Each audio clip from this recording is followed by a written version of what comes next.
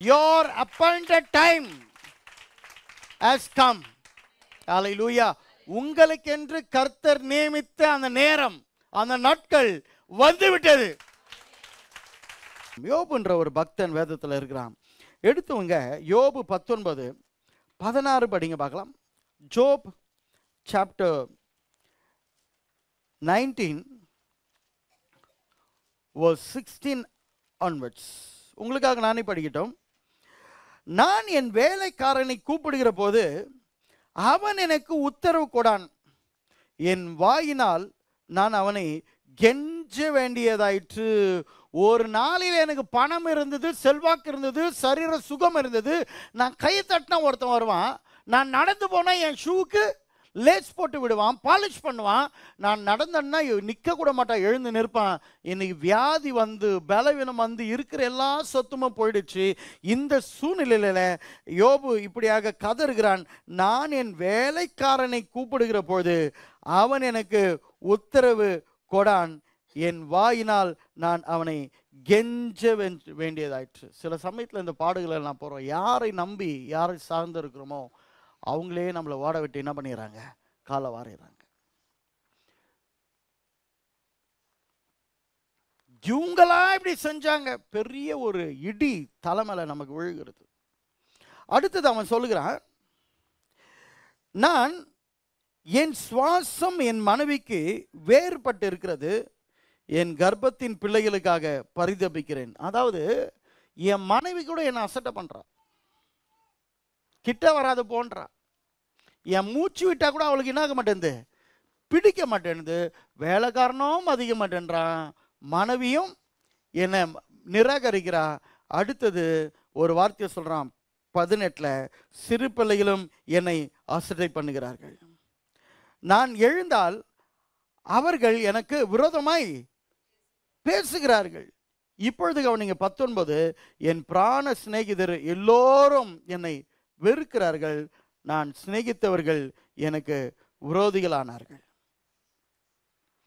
யாரையும் சாராம நாம இருக்க முடியாது.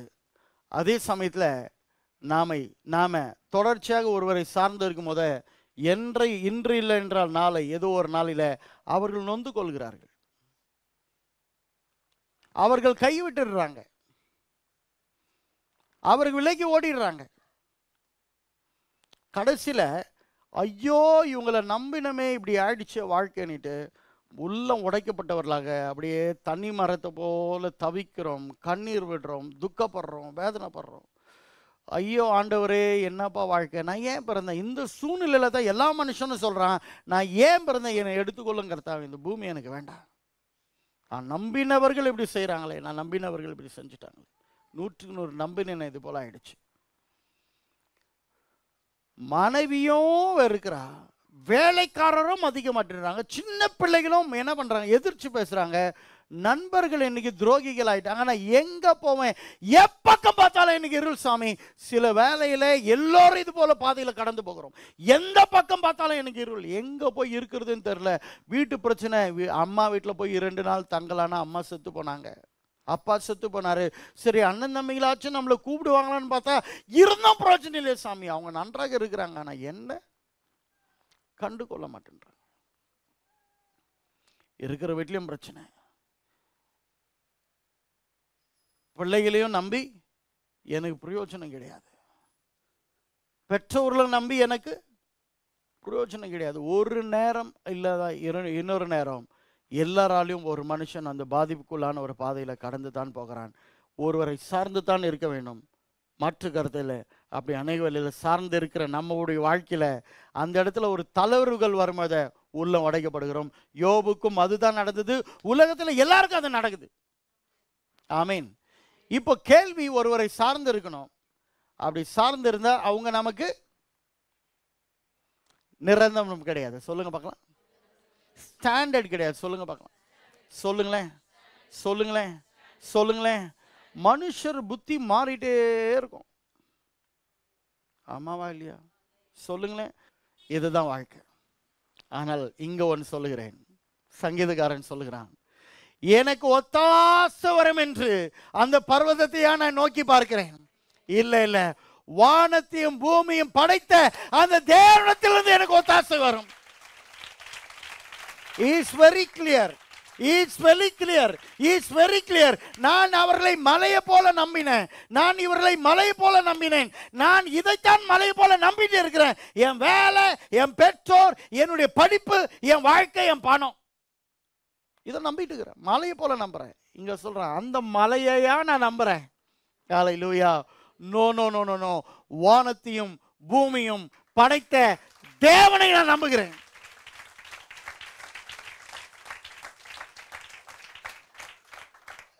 சங்கீதக்காரன் சொல்றான், சிலர் ரதங்களை குறித்தும் சிலர் குதிரைகளை குறித்தும் மேன்மை பாராட்டுகிறார்கள். நாங்களோ எங்கள் ஜீவனுள்ள தேவனுடைய நாமத்தை குறித்தே மேன்மை பாராட்டுகிறோம்.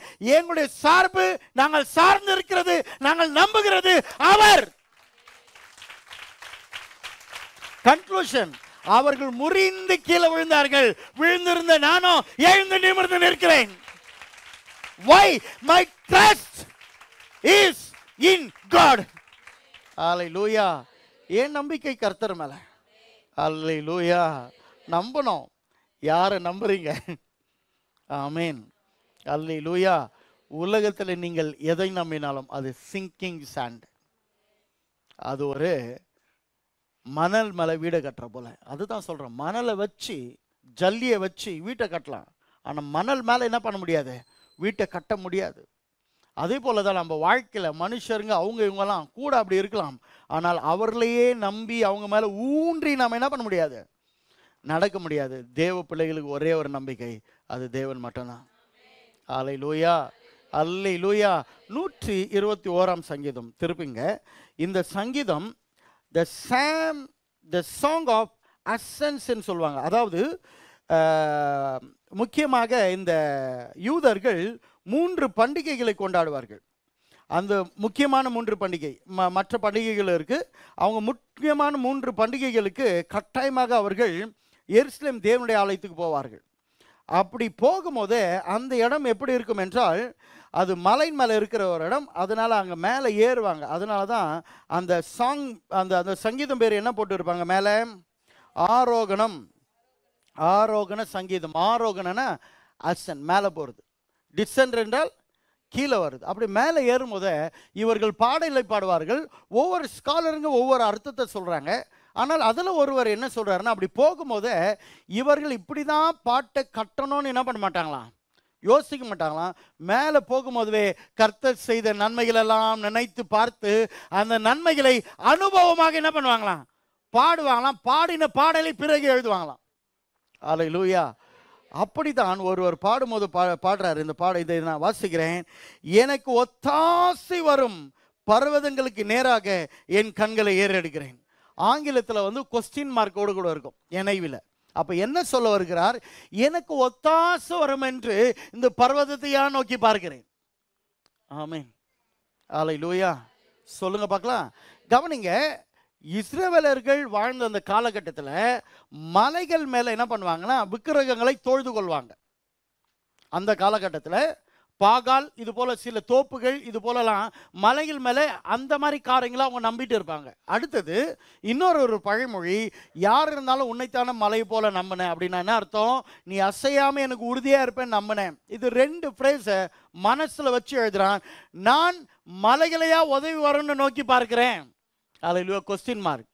பதில் என்ன, இல்லை இல்லை இல்லை இல்லை. ஆன்சர் என்ன, வானத்தையும் பூமியும் உண்டாக்கின கர்த்தரிடத்திலிருந்து எனக்கு ஒத்தாசை வரும். கர்த்தரிடத்திலிருந்து எனக்கு ஒத்தாசை வரும். கர்த்தரிடத்திலிருந்து எனக்கு உதவி வரும். கர்த்தரிடத்திலிருந்து எனக்கு நன்மை வரும். கர்த்தரிடத்திலிருந்து எனக்கு ப்ரொமோஷன் வரும். கர்த்தரிடத்திலிருந்து எனக்கு சுகம் வரும். கர்த்தரிடத்திலிருந்து எனக்கு வேண்டிய ஆசீர்வாதங்கள் வரும். கர்த்தரிடத்திலிருந்து நான் எதிர்பார்க்கிற காரியம் எனக்கு வரும். கர்த்தரிடத்திலிருந்து வரும். Hallelujah. North, south, east, west, north east எல்லாவற்றையும் சாத்தான் அடைச்சு போட்டாலும் வானத்தை அடைக்க முடியாது. ஏனென்றால் அவர் என்னை ஆசீர்வதிக்கிறது, வானத்தின் பலகணிகளை திறந்து ஆசீர்வதிக்கிறார். காரங்களை தட்டி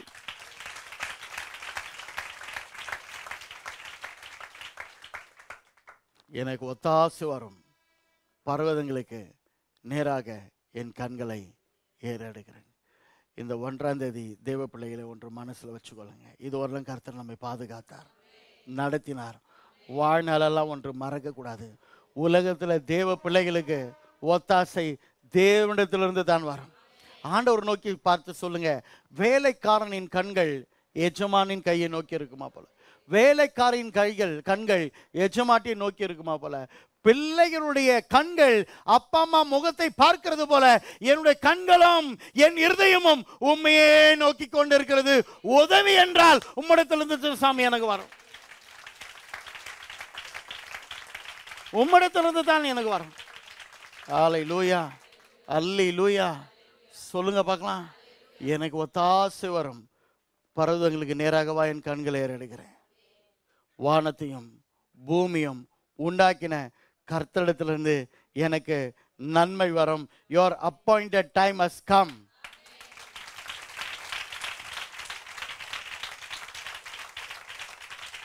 your appointed time has come. எலியாவுக்கு அப்பாயிண்டட் டைம்ல காகத்தை கொண்டு போஷித்தாரு. எலியாவுக்கு அப்பாயிண்டட் டைம்ல சாரிபாத் விதவை வச்சு போஷித்தாரு. நாகமானின் அப்பாயிண்டட் டைம்ல எலிசாவை வைத்து அவன் குஷ்டரோகத்தை நீக்கினார்.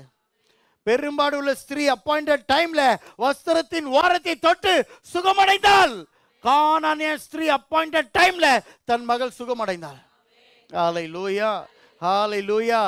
your appointed time has come.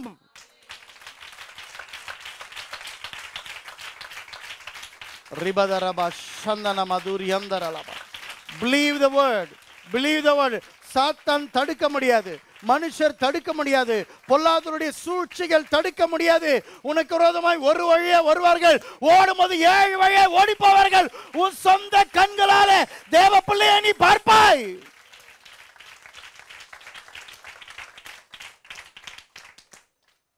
ரிகதரபா சந்தன மாமா. எனக்கு ஒத்தாசை கர்த்தரிடத்திலிருந்து வரலாம். எனக்கு அம்மா இதை செய்யலை, எனக்கு அப்பா இதை செய்யலை, என் கணவன் இதை செய்யலை, என் மனைவி இதை செய்யலை, யாரை நம்பி.